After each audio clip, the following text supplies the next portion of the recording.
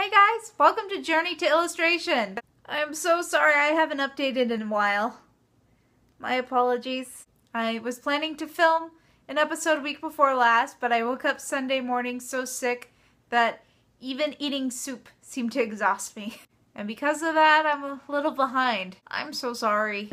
And it took me a few extra days to finish the troll painting. I finished most of the painting on the 2nd of February, but then I waited a few days and added a final glaze to it on the 5th. So technically I finished the troll painting 5 days late. But hey, I finished my first large-scale oil painting and that's something to be celebrated. Huzzah! The glazes took longer than I thought they would, even with cobalt dryer. And the more glazes I added, the more it flattened out my darks as well as my highlights. So on the final local color glaze, I went back and added those black areas back in. But there was just so much detail.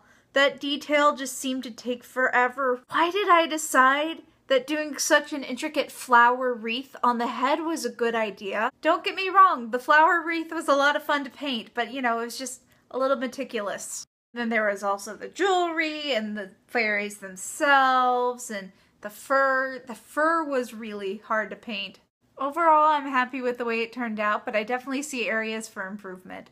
Working on the troll painting really kind of highlighted the holes in my training, so I'm going to be doubling down. I'm going to be moving away from the tiny paintings for a little while and focusing more on my Watts Atelier studies. But I'm still going to be doing a painting a week. They're just going to be studies for Watts Online. And honestly, I'm just kind of anxious to finish phase 1 for Watts Online and get into phase 2.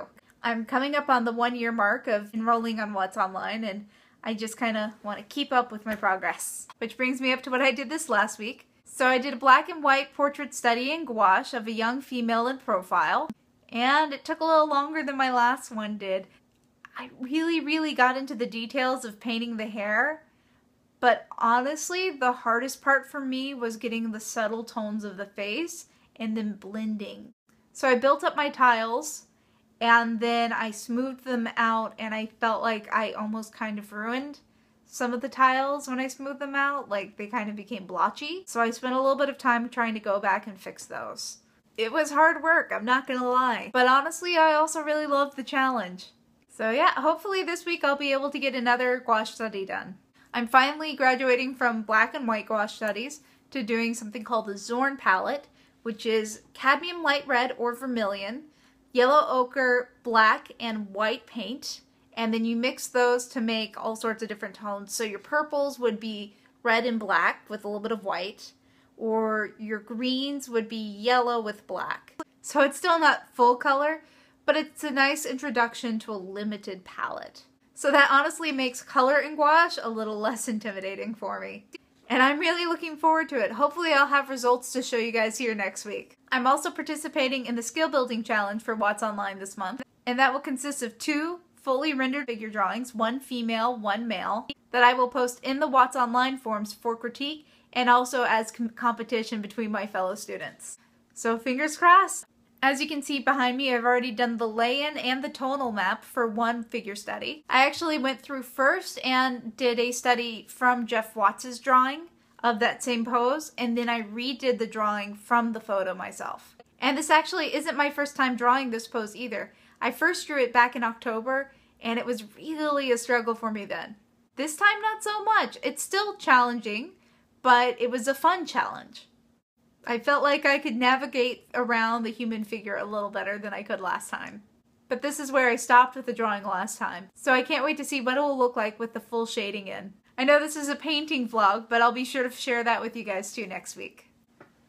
Also this week, I really need to get started on my illustration for February.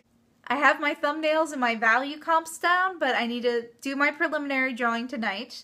And then I need to get my photo reference, and I need to do my final drawing for the painting this week. If I have time, I would also really like to get the underpainting done.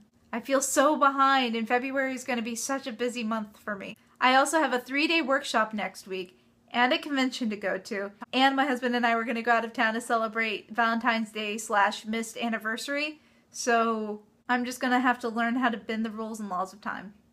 Because I did finish my January painting a little late, and because I am behind a painting and a vlog, that means you guys get to issue me a challenge. Or challenges. plural. I will pick my top 3 and try to get to all of them this month. But it'll be fun. I can't complain too much. At least all of my problems are problems of my own making. So if you're new to Journey to Illustration and like what you see, please feel free to subscribe. I'm going to do my best to get better about keeping you guys updated in the future. And if you want to keep up to date with what else I'm doing, I can be found on various social media platforms. Twitter, Facebook, Instagram, Tumblr. All of them can be found down below in the show notes. So that's it for now. I'll see y'all next week. Bye!